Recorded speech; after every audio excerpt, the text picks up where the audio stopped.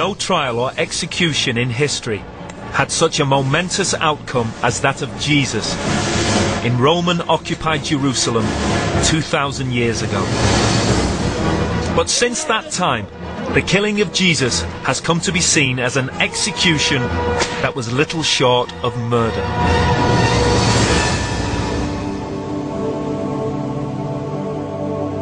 Historical evidence suggests that there are three main suspects. Caiaphas, the high priest of the great temple at Jerusalem. Pontius Pilate, the Roman governor of Judea. And, surprisingly, Jesus himself, who was deeply implicated in his own death.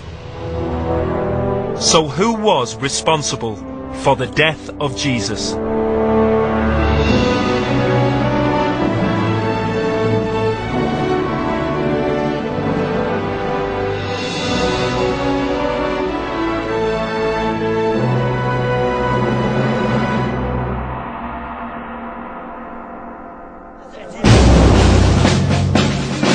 The trial and crucifixion of Jesus was dramatic, swift, and brutal.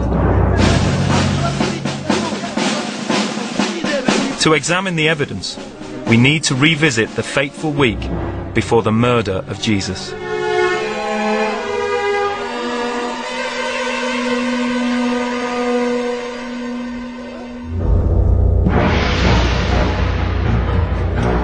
Jerusalem, 30 AD.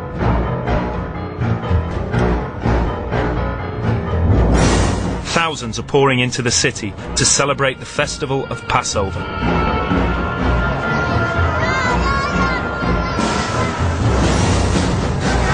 Jesus, a rebel from Galilee, is making a big impact. He enters the city on a donkey, fulfilling ancient prophecies about the arrival of the Messiah.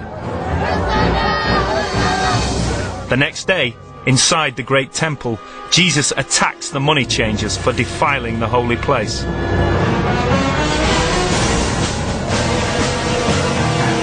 The high priests of the temple call a secret meeting. They see Jesus as a threat to their power and authority. He must be stopped. The following day, the Romans are alerted. To them, Jesus could be the cause of an uprising against imperial Rome. That night, Jesus is arrested in the Garden of Gethsemane by temple guards. He is dragged for trial before Caiaphas, the high priest of the temple. And then before Pontius Pilate, the Roman governor. In less than 24 hours, Jesus is sentenced to death by crucifixion.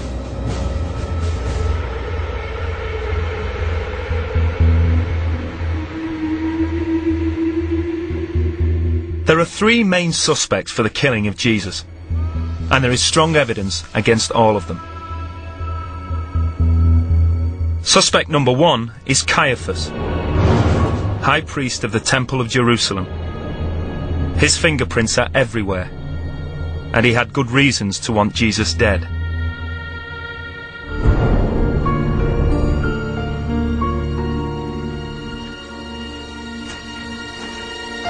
Caiaphas was the most powerful high priest in the history of Judea. He was a man of enormous influence right across the life of Jerusalem. He was high priest for 18 years when the average survival time in office was just 4. He also had supreme political skills and a shrewd ability to cooperate successfully with the Romans, the ultimate rulers of Judea.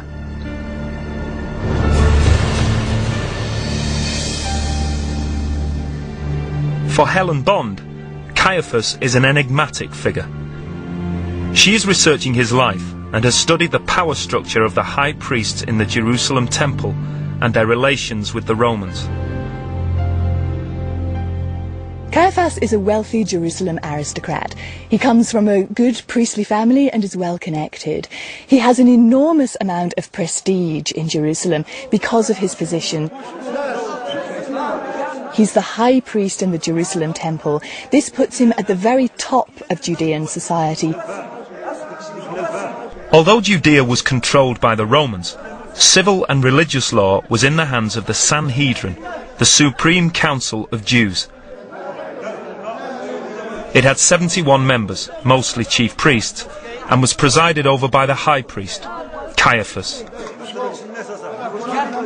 The way the system worked was that the Romans appointed a governor, the governor appointed the high priest, and in this case, Caiaphas and Pilate seemed to have had a very cozy relationship. The high priest Caiaphas and the other high priests depended completely on the Roman approval, and to maintain Roman approval, they had to maintain order in the society. Position and power are precisely what Caiaphas and all the chief priests stood to lose if the people began to follow Jesus. That could lead to unrest, maybe even revolution in Judea.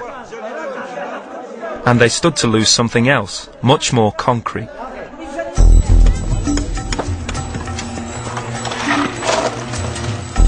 Archaeology is now showing that even though they were priests of the temple, Caiaphas and his associates lived a life of luxury. James Strange spends much of his professional life studying the evidence for events described in the Gospels. He believes there are good archaeological signs that Caiaphas and the chief priests lived in some style, and in the very best part of town. The houses that have been excavated that help us the most have been found in the old city of Jerusalem, in the Jewish quarter. They were found beneath modern ruined houses which were undergoing renovation. The workmanship in these ancient houses was of the very finest quality. The people who lived here had money.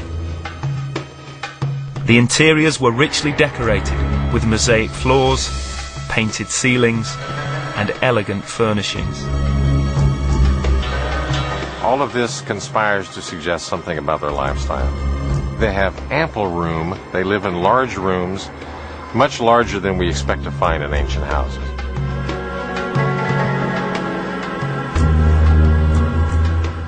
As the archaeologists dug beneath the floors of these lavish houses, they made an even more important discovery.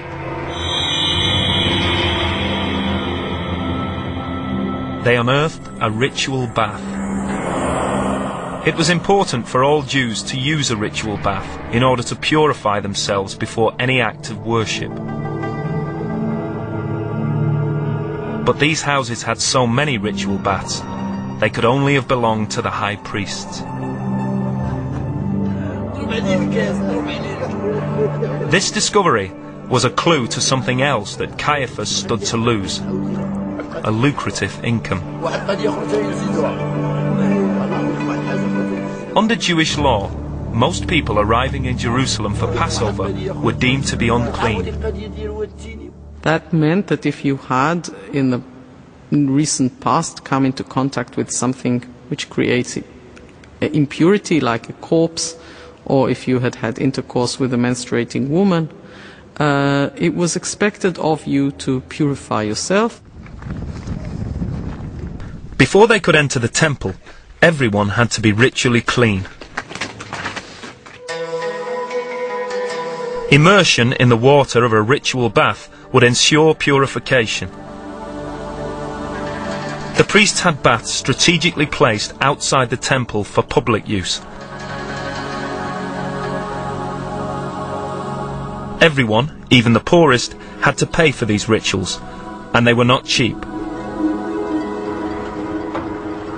Ronnie Reich has found no fewer than 150 ritual baths around the temple. This was a sort of mania to add more and more obligations, say for this you have to be pure and for that you have to be pure. And each of this regulation demanded so many more thousands of ritual bathings for the entire public. And for this they had to provide the means for this. And that's the reason why we have so many of these installations. The baths must have generated considerable income for the priests. But Jesus was teaching that elaborate and expensive purity rituals were unnecessary. The whole elaborate temporal apparatus was designed to bring revenues in for simple matters like purification, for forgiveness of sins, for incidental sins. It's clear that this is a major bone of contention that Jesus has with the temple and the high priests. He's declaring that the kingdom of God is available without all those elaborate purification rituals. He is opening the kingdom of God to beggars and sinners and people who can't even afford to pay those rituals and sacrifices, so that people can receive the blessings of God without paying for it through the temple system. Jesus wasn't only attacking the priest's control over the economy, he was raising the stakes right across the board. In the eyes of Jews everywhere, he was directly challenging the authority of Caiaphas. Caiaphas had maintained quite a strong control over the religious life of Jews, and not only Jews in Jerusalem, and not only Jews in Judea, but in fact the worldwide Jewish community in this period. Jesus was by no means the first Jewish rebel to take on Caiaphas. But this time Caiaphas had good reason to worry. Jesus had chosen the most volatile week of the year to make his challenge: Passover, the largest annual festival in the Jewish calendar. Pilgrims came to Jerusalem from all over the world, some from as far away as Babylon and Italy. In front of such huge crowds, Caiaphas could not afford to be humiliated. Although there are no records of the population in Jerusalem during Passover, a revealing yardstick is the number of lambs sacrificed. The first century historian Josephus says the high priests at one Passover in Jerusalem counted 255,600 lambs killed and eaten for the festival. He calculates one lamb feeds 10 people, so the crowds in Jerusalem that week could have been as great as 2.5 million. Any attack now on the authority of Caiaphas would be devastating. The chief priests and Caiaphas would have been very worried by Jesus. Any kind of preacher coming to Jerusalem at the crowded time of Passover was a potential threat. They would, I think, have been worried, on one hand, by his authority, the fact that he's getting quite a following amongst the people, the fact that the people are listening to Jesus rather than they themselves. But I think perhaps much more importantly, they'd have been very worried about what Jesus could do to the temple. What if Jesus started some kind of revolt or riot in the temple? It is likely Jesus was already known to Caiaphas and the high priests. Not much escaped their notice in the holy city. At Passover, they would be tracking his every move. It was an explosive setting for what was to come.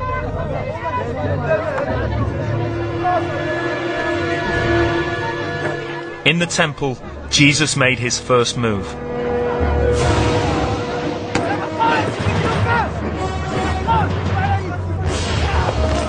He accused the money changers and sacrificial dove sellers of extortion and of turning the temple into a den of thieves. But this action was also a powerful symbol. Jesus was saying that God would destroy this temple and all its corruption.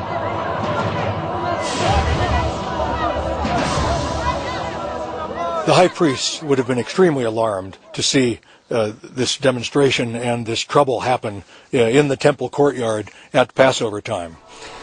The temple, of course, is the place where the high priests held sway. They were the sacrosanct high priests that carried out the sacrifices on behalf of the whole people. And in their mind, this action of Jesus would simply have been a blasphemy.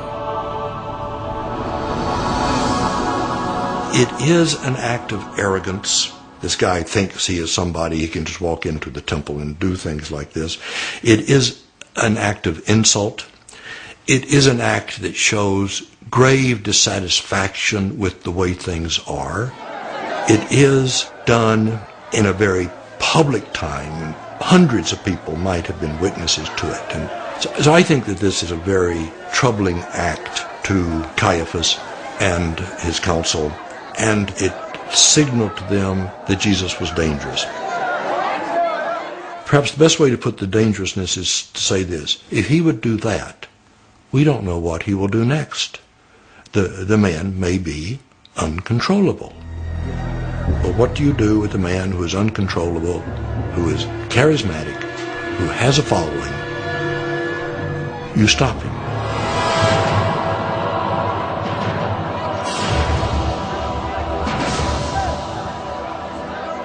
Stopping Jesus was exactly what Caiaphas set out to do.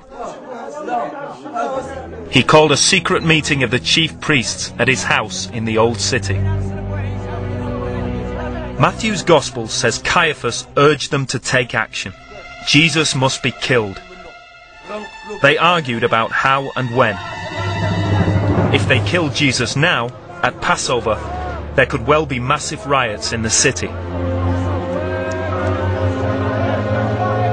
Whatever their discussions, we know that Caiaphas decided to strike. It is the middle of the night. The streets of Jerusalem are deserted. The crowds are all at home, celebrating Passover. He can do it secretly and swiftly.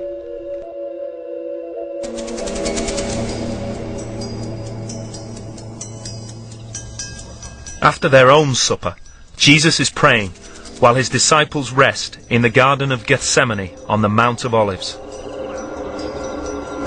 He is interrupted by the arrival of a detachment of temple guards sent to arrest him.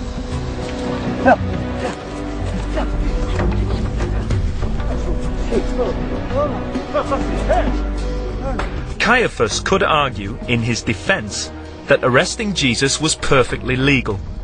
He had simply brought in a known rebel who was endangering the public peace. Hardly the actions of a murder suspect.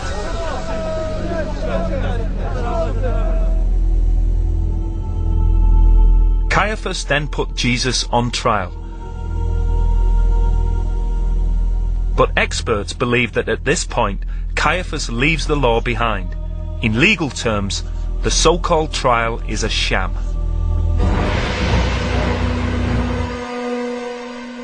The whole Jewish trial of Jesus, as it's presented in the Gospels, is a complete travesty of justice. We know something about Jewish trials at the time from later Jewish writings known as the Mishnah, and they give us a fairly comprehensive idea of how trials ought to be run. And nearly everything in Jesus' trial is illegal.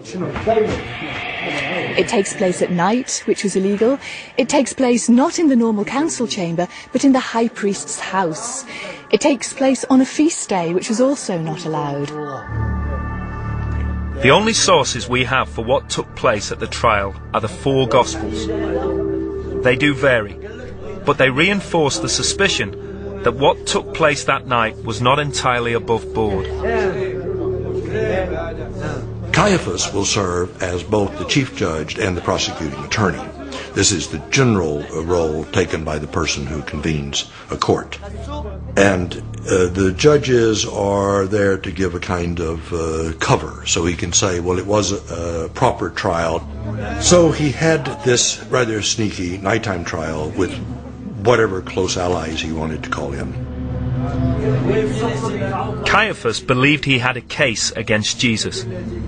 He arrested him because he had threatened to destroy the temple, an offence against God and treason against the state.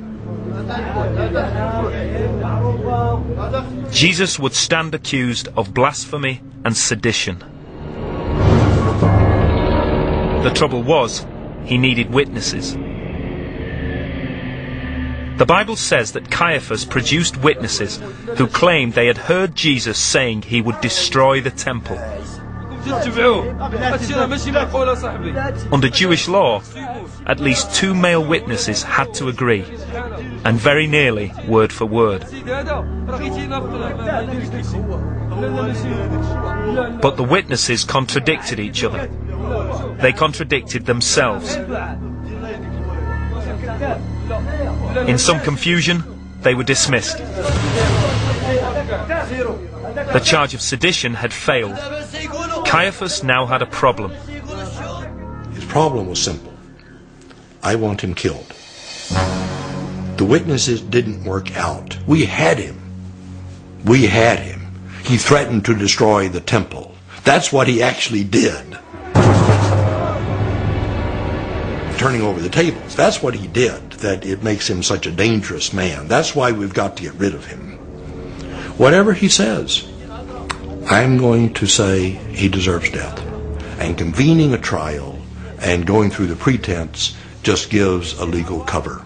I held a trial, he can later say. I never execute someone arbitrarily. Without witnesses, Caiaphas had to change tack. If he could provoke Jesus to say something blasphemous, he would have him for breaking Jewish law. He asked Jesus point blank,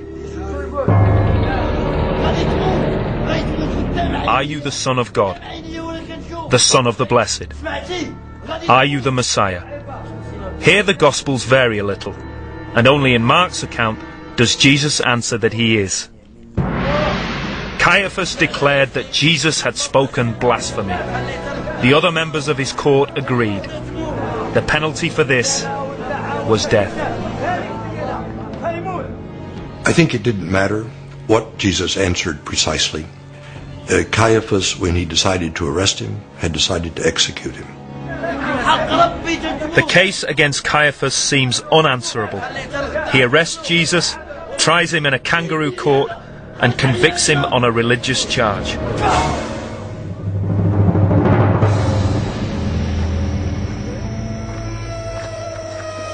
There is just one small problem. Judea is under the iron rule of the Romans. Caiaphas is not permitted to execute a death sentence.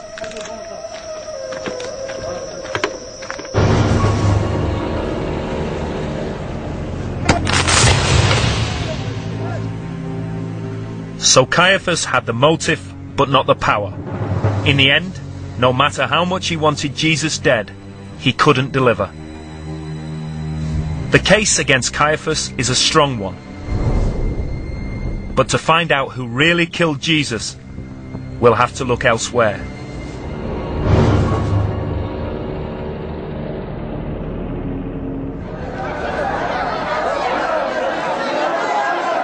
Judea, in the time of Jesus, is a Jewish province governed by the Roman Empire. All power, including that of life and death, is vested in one man, the Roman governor, Pontius Pilate. Pilate has 6,000 crack troops at his command. Up the road, in Syria, a further 30,000 soldiers are on call to back him up. Rome had actually only been ruling Judea directly for the last 25 years by the time of Jesus, and so the control was still fairly tenuous and uncertain. So Pilate's main job is to make sure that law and order prevails in Judea. If there's an obvious suspect anywhere in the killing of Jesus, it's Pontius Pilate. Pilate was the man who sent Jesus to be crucified. He has got to be the prime suspect. In the Bible, Pilate is made out to be innocent in the death of Jesus. But this may not be the whole story. In fact, all the evidence from sources outside the Bible paints a picture of a very different man. According to the historian Philo, writing at the time, Pilate was calculating, cruel, and often brutal. He also had an intense dislike of Jews. So much so that he based his headquarters here in the city of Caesarea on the Mediterranean coast and not in the Jewish capital, Jerusalem. Caesarea was 60 miles from Jerusalem, a good 2.5 days' march. Pontius Pilate seems to have been arrogant, brash, and particularly insensitive in his treatment of the Jews. He probably had a typical Roman's disdain for any other culture, probably thinking that they weren't anything like as civilized as the Romans themselves. But Pilate could not avoid his annual visit to Jerusalem for Passover. As Roman governor of Judea, it was part of his official duty to attend the most important festival in the Jewish calendar. To make his trip more bearable, Pilate took his wife with him to Jerusalem. Even so, there would have been a lot on his mind. Pilate would have been particularly concerned about the preservation of law and order at the Passover. This was a great national feast that commemorated the time when the Israelites came out of Egypt into the Holy Land, brought there by God, shaking off foreign oppression. And so, of course, it was natural that at the time of the Passover, people started to think about Roman overlords. They started to think about nationality. They thought about foreign oppressors. And it's no accident whatsoever that nearly all of the riots that we hear about in the first century took place at Passover. So if there's going to be a Jewish revolt, it's almost certain to happen here in Jerusalem, quite probably in the temple. And if anything threatened to disturb the peace, Pilate would have stamped it out straight away. Pilate had an extensive network of spies and informers right across the city. He would have known about Jesus and the following that he was gaining, and about some kind of incident in the temple. And now, the trial that Caiaphas had held only the night before, with its sentence of death. It is now just after sunrise on the morning after the trial. Caiaphas had sent Jesus to appear before Pilate because only the Roman governor could carry out a death sentence. Pilate was well known for having executed prisoners even without trial, but little would have prepared him for the strange case of Jesus of Nazareth.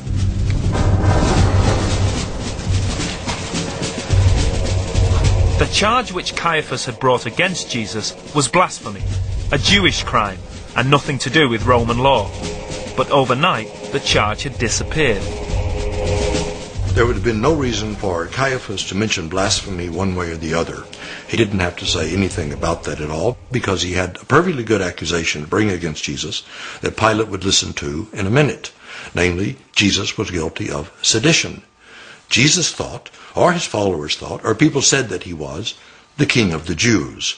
That would make him guilty of a very high crime against Rome, and that would get him killed very quickly.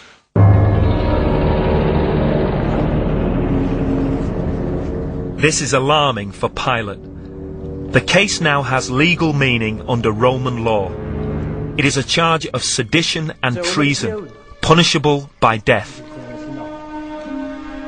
Pilate must take action and, at the very least, give Jesus a hearing.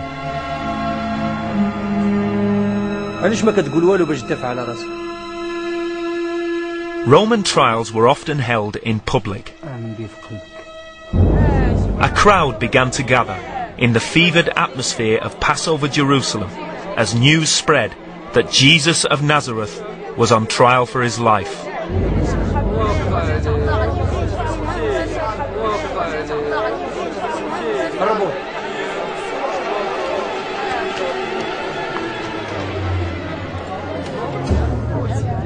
Pilate now asked Jesus if he was calling himself King of the Jews.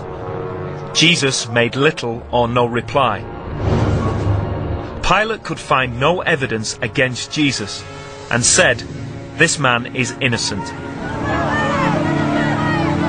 At this point, Pilate could have dismissed the case, but he had to take into account an unexpected factor: the crowd. His verdict of innocence angered them. They began to shout for Jesus to be crucified. It's quite possible that the crowd was a mob, whipped up by the chief priests to put pressure on Pilate. Pilate now faced a dilemma. Release Jesus, and there may well be riots. But why should he execute an innocent man? Pilate is in a bit of a cleft stick because All that we know from him, from other sources as well as the Gospels, like the historian Josephus who writes about him, make it clear that Pilate really didn't care about offending people. And actually, when he looked at Jesus and read the reports that he'd had from his officials, it was quite clear Jesus wasn't leading a military revolution. So Pilate then says, I don't find anything wrong with him. I don't think he's guilty of these charges. Pilate then decides on what he thinks is a masterstroke. There is a Passover amnesty, which allows the Roman governor to release a prisoner. He offers the crowd a choice between Jesus and Barabbas, who is imprisoned for murder.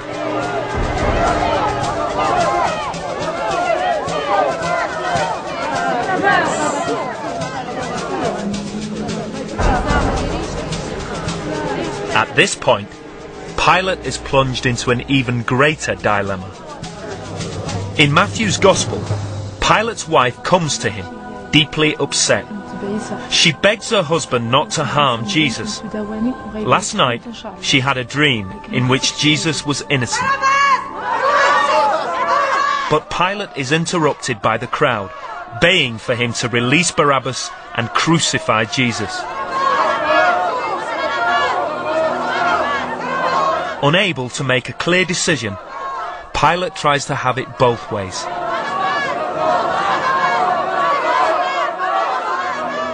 He passes an extraordinary sentence. Declaring Jesus to be innocent, Pilate nevertheless condemns him to death by crucifixion.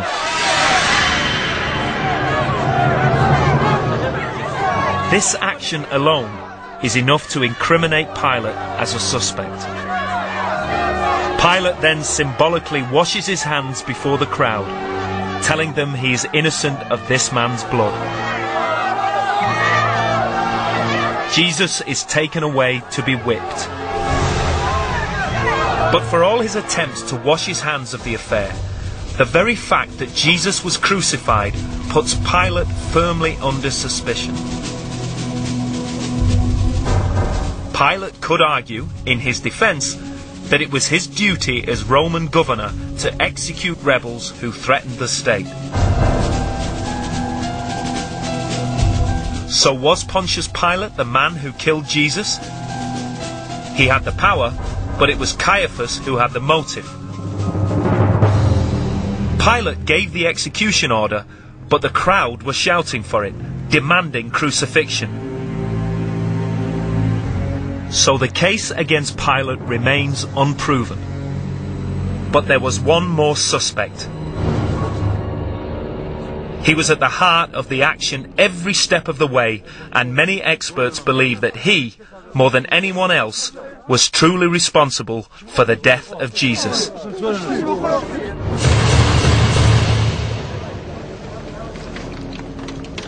To examine the evidence, we go back a little, to the start of Passover week.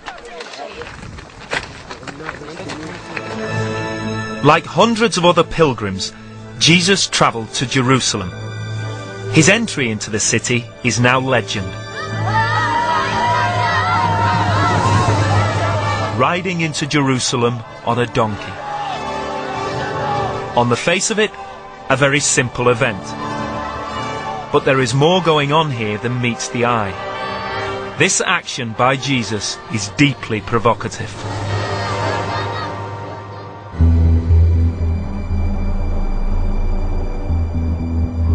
Since the days of Moses, the Hebrew scriptures have foretold the arrival of a great Messiah, a powerful leader, appointed by God who would bring a perfect golden age, the defeat of all evil, and a new kingdom of God on earth. One of the prophets, Zechariah, foretold that the Messiah would enter the city of Jerusalem riding on a donkey. Exactly what Jesus did. It seems as though for Jesus, all sorts of bits of Israel's story are coming together, and that he's in the middle of it. the particular prophecy that he seems to be deliberately acting out is about Israel's true king, the anointed one, the Messiah, coming at last, and he will be God's agent to redeem Israel. So Jesus seems to be saying, this is it. This Passover is the moment when I am going to be revealed, if you like, as the true Messiah. So it's very much about his perception of who he was in the plan of God at that moment. The final suspect is Jesus himself. There is a considerable body of evidence to suggest that every action he took was deliberately planned and that he knew what the consequences would be.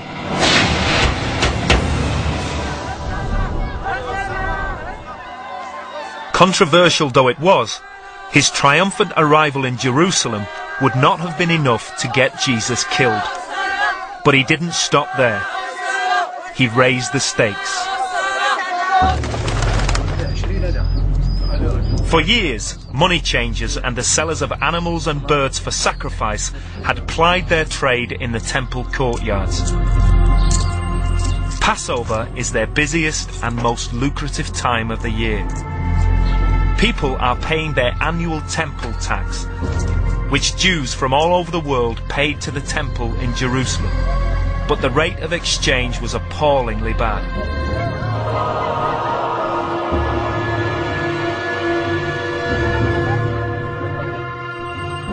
Declaring that the temple was a house of prayer and not a den of thieves, Jesus took his most provocative action in this whole extraordinary week.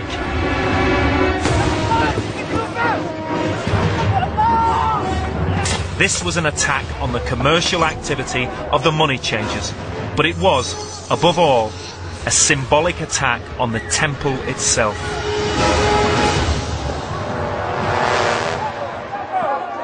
I think we can be sure that Jesus knew the risks he was taking, that he knew the potential consequences. He knew what it meant to proclaim the temple's destruction, to claim that a new kingdom was forming, the kingdom of God. He knew that the risk was arrest and trial and conviction and death.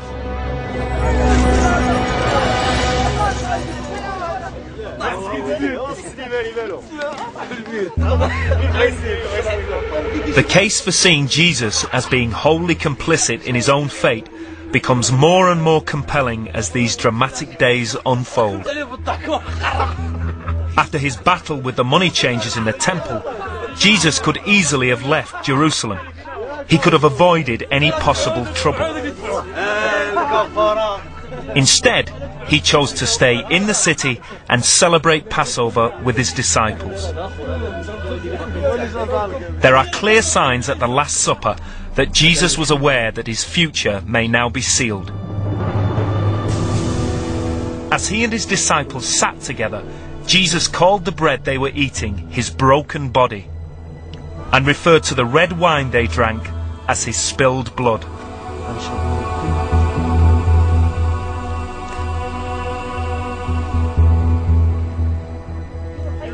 Jesus seemed to be predicting his own death, and he seemed to be doing everything possible to bring that end closer. His very next action bears out that idea all too clearly. Jesus identifies the person who will betray him, Judas Iscariot, one of his own chosen disciples.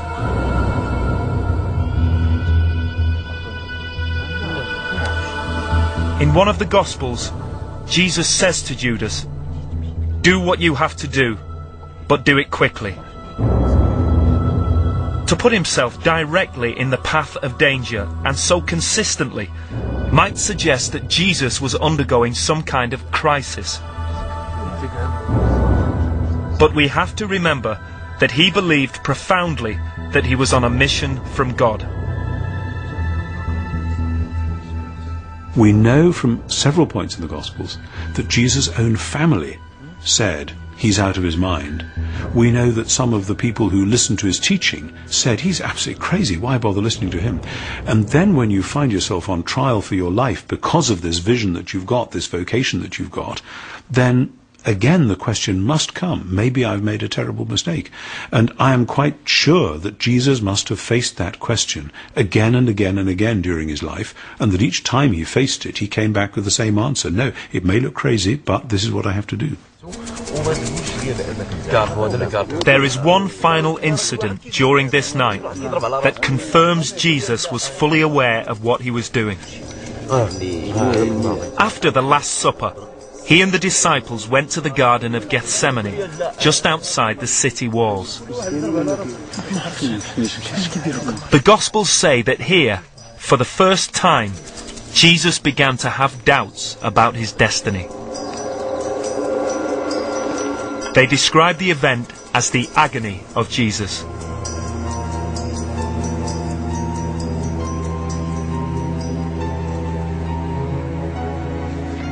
He asked God if he could be spared the awful fate that awaited him. It's at this point that Jesus' complicity in his own death is fully revealed. According to Luke's Gospel, Jesus sweats blood, and drops of his blood fall on the path before him. Scholars have always assumed that this was a detail made up by the Gospel writer, a dramatic literary device to express Jesus' fear and anxiety.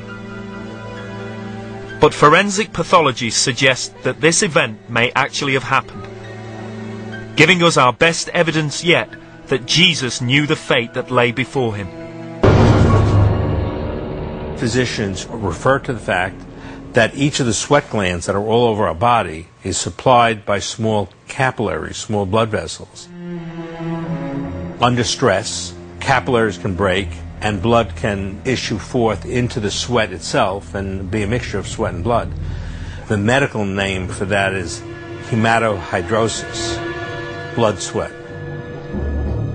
If you read Luke, the Gospels, and you find out that Jesus sweated blood, I'm not surprised. I mean, the mind-body relationship has been known for a long time, that when you're under enormous stress, it can come out in some form.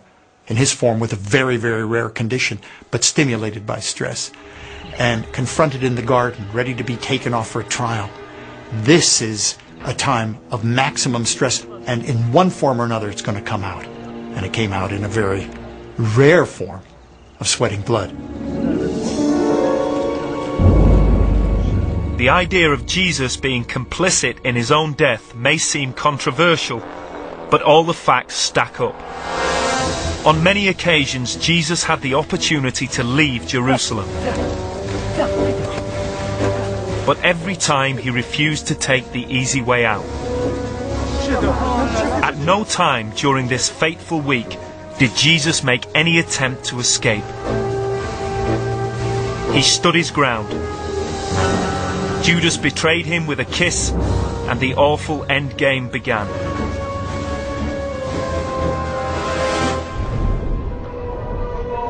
Everything he had done since that first day at the gates of Jerusalem, every step of the way seemed to be the fulfillment of a destiny.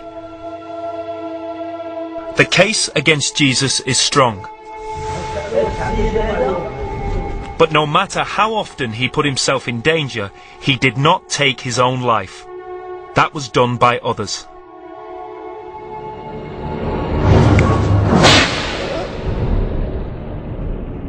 Let's review the evidence. The first suspect, Caiaphas, wanted Jesus dead. He considered Jesus a threat to his religious power and his privileged lifestyle. He held a sham trial and convicted Jesus of blasphemy. Who is the guilty party is naturally Caiaphas. And I think that that's the right man to name. He is the guy who decided. So here's the man that I think is actually the guy who did it. Pilate may have played an unwitting role in this crime. He saw Jesus as no threat. He declared him innocent. But Pilate had the ultimate power. It was he who ordered the execution of Jesus. Of course, the one who convicted him and sentenced him to death was Pilate, the Roman governor. No question about that. Pilate has to take the responsibility for that.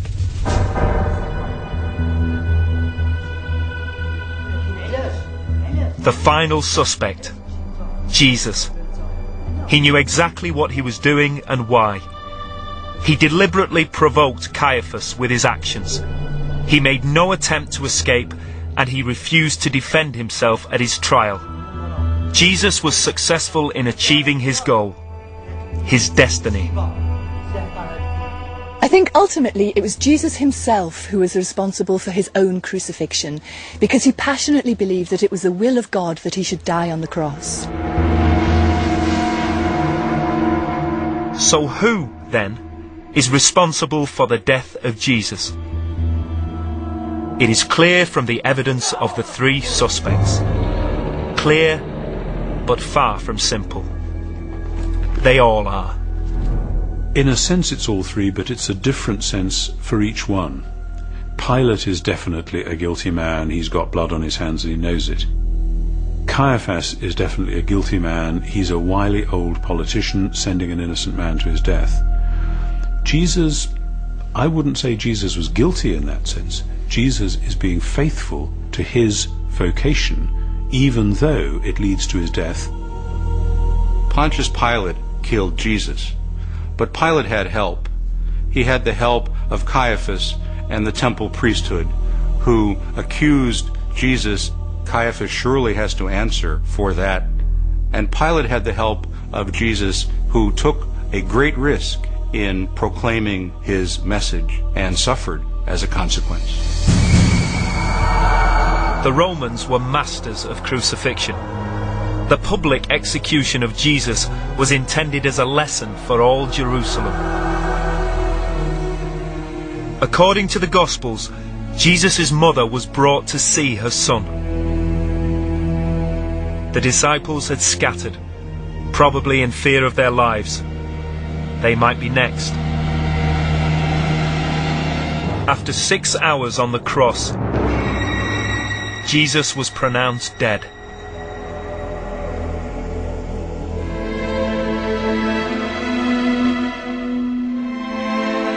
One chapter in the life of Jesus had come to a close, but the story was far from over.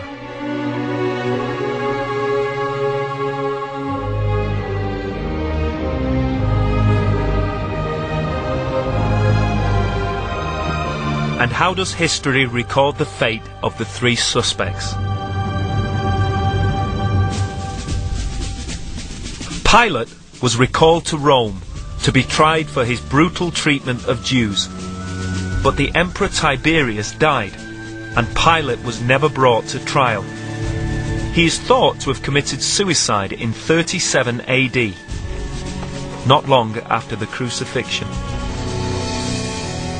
Caiaphas was removed from office soon after the death of Jesus and lived quietly on his farm near Galilee.